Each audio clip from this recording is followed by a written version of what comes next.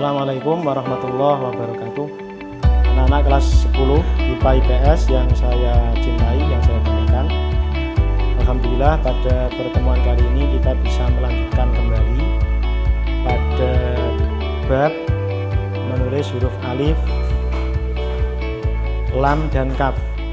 Namun untuk pertemuan kali ini yang bisa saya sampaikan nanti berkaitan dengan huruf alif mufrodah ataupun alif mutasila dan juga lam mufrodah, juga lam mutasila, lam yang dirangkai ataupun lam yang merangkai ataupun lam yang posisinya pada akhir ataupun lam nihaiyah ya, lam nihaiyah.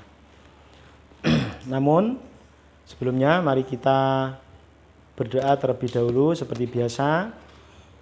Kita hadiahkan kepada mu'alif kitab, kepada guru-guru kita, keluarga kita. Semoga diberi kemudahan kelancaran. Amin Allahumma amin. Ala hadiniyah al-Fatihah.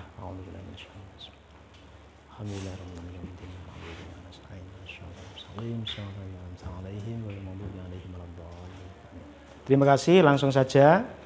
Kalian bisa melihat di papan tulis di sini sudah saya berikan contoh ya. Contoh bagaimana kita menulis huruf alif mufrodah, alif tunggal. Seperti yang telah saya sampaikan pada pertemuan sebelumnya, kalian sudah bisa menulis titik. Seperti ini ya. Titik ini sebagai patokan. Jadi titiknya harus benar.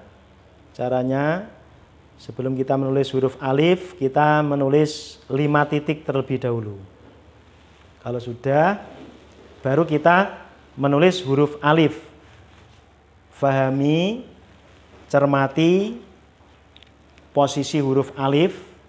Ini kecenderungannya kalau kita lihat dari atas ke bawah, ini kemiringannya mengarah ke kanan. Jangan terbalik, miringnya justru malah ke kiri, jangan. Jadi miringnya dari atas, ini cenderungnya miring ke arah kanan. Ini tingginya 5 titik. Ini contoh huruf alif yang mutasila dengan huruf ba atau ta, ya, dan nun. Seperti ini, alifnya tetap biasa. Ujungnya alif ya, ujungnya alif tetap biasa, tidak ada variasi seperti contoh yang berikutnya. Itu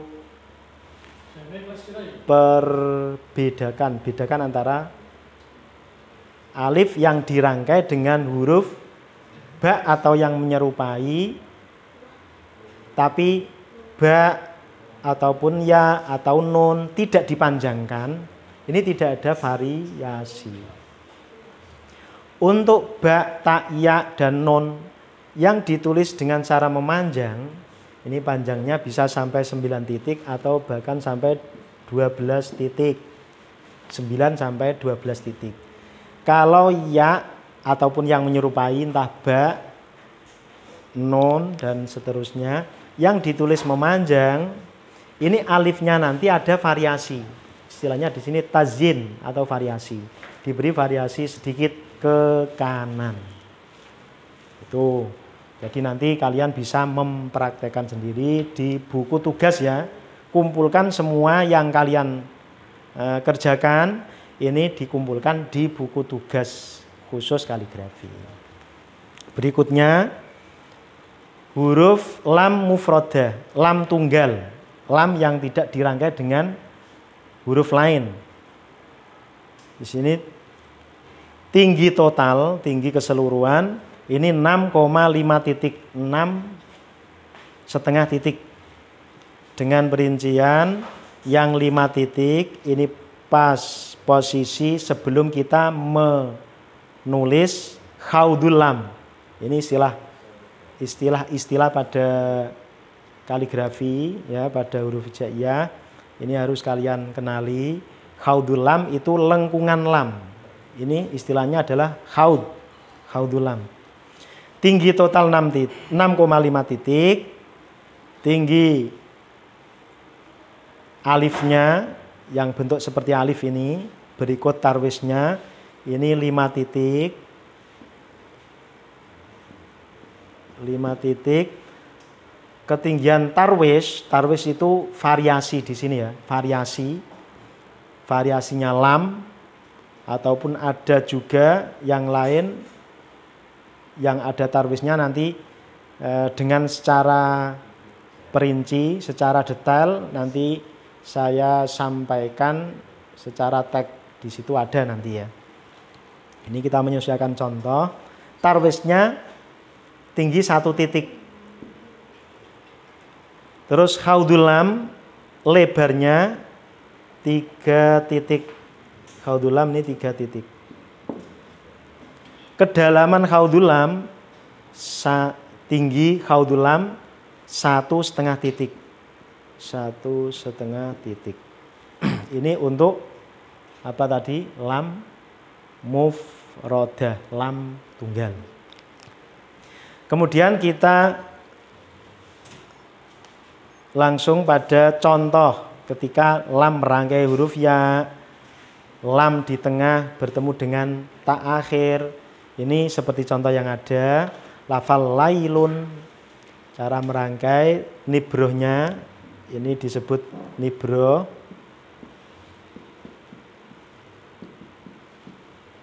Nibroh itu rengget ya, nibrohnya tidak lancip.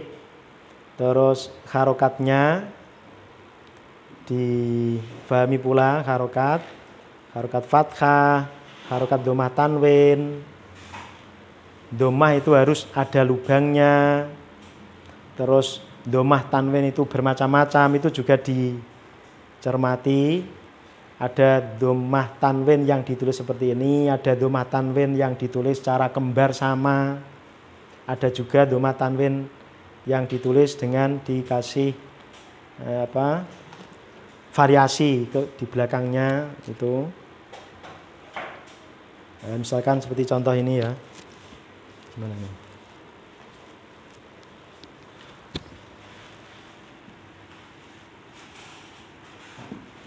Ada domah tanwin yang seperti ini, ada domah tanwin yang sama. Ini tinggal diikuti saja contoh-contohnya ya nanti. Domah tanwin.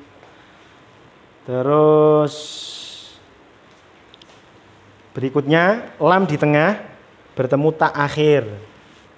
Dan di sini juga ada pelajaran tentang ain. Ain di tengah ini tidak boleh lubang. Ini semuanya ini adalah khot naskhi yang kalian pelajari selama 1 tahun, itu khotnya khot naskhi.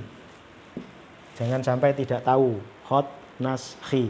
Cara menulis jimnya, ainnya tidak boleh lubang, ain di tengah, dan harokat sukun diikuti saja, jangan mengarang sendiri. Jadi kadang ada yang sukun itu bermacam-macam pula, ada yang penting bulat. Nah, ini kita ikuti saja seperti ini. Ini untuk contoh-contoh yang berkaitan dengan alif dan lam mufrodah ataupun lam muttasilah. Dan juga ada contoh huruf ain yang kalian cermati, huruf ain di tengah tidak boleh lubang. Ini kita lanjutkan kembali nanti pada contoh huruf yang berikutnya. Kita lihat pada contoh lafal alhamdulillah ya. Seperti kaidah pertama, huruf alif kemiringannya difahami. Kemiringannya tingginya juga sama, itu kurang lebih 5 titik. Lalu pada huruf lam yang menggunakan tarwis itu adalah lam mufrodah, lam muttasilah, fil bad'i, lam yang posisinya di awal dan merangkai dengan huruf yang lain seperti yang sudah saya sampaikan tadi. Itu lam-lam yang harus menggunakan tarwis. Selain itu jangan menggunakan tarwis. Ada juga lam yang seharusnya itu menggunakan tarwis tapi tidak menggunakan tarwis. Ini sudah tidak asing lagi di kalangan para khotot menulis lafal misalkan alhamdulillahi. Lamnya tidak menggunakan tarwis tapi diganti dengan tazyin yang lain. Seperti ini. Jadi ini sebagai ganti tarwis. Ini harus ada. Kalau tidak ada variasi ini berarti kembali pada kaidah yang sebenarnya. Berarti harus menggunakan tarwis. Jadi bisa diganti misalkan kalian menulisnya alhamdulillah.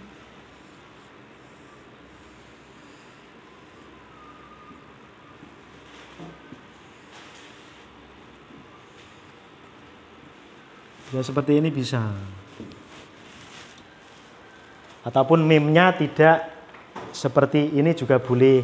Nah, nanti dilihat pada contoh-contoh di buku yang lain ataupun pada buku-buku kaligrafi rujukan yang lain. Selanjutnya kita mempelajari tentang lafal jalalah. Lafal lillahi, alhamdulillahi. Lafal Allah ataupun lafal jalalah ini yang pada kaidah sebenarnya itu lam awal harus ada apa tadi? Tarwis. Tapi di sini justru tidak boleh menggunakan tarwis. Lamnya lafal Allah ataupun lamnya jalalah. Dan di sini ada kaidah yang perlu kalian pahami. Lafal lillahi ataupun lafal jalalah itu mempunyai dua ruang spasi. Dua ruang yang harus kalian pahami dan juga ada kaidah yang berbeda. Untuk ruang pertama ini jarak antara lam pertama ke lam yang kedua ini jaraknya 1 titik. 1 titik. Kalau yang bawah ini 1,5 titik atau yang penting lebih lebar daripada yang atas. Selanjutnya ruang yang kedua ini yang atas 1,5 titik, yang bawah 2 titik. Ini merupakan kaidah penulisan khot naskhi. Lalu cara menulis tasdidnya, ini kemiringannya mengarah ke kanan. Mengarah ke kanan lalu harokat fathah panjang. Walaupun pada buku yang lain ataupun di dalam penulisan mushaf itu berbeda. Ada yang cukup menggunakan harokat panjangnya, tidak harokat panjang seperti ini. Kita tinggal mengikuti contoh yang ada ataupun tinggal mana yang diikuti yang dijadikan sebagai buku rujukan. Ini adalah pertemuan yang kedua membahas tentang alif, lam, dan huruf kaf. Adapun huruf kaf ini insya Allah kita bahas untuk pertemuan yang akan datang. Demikian yang bisa saya sampaikan. Maaf.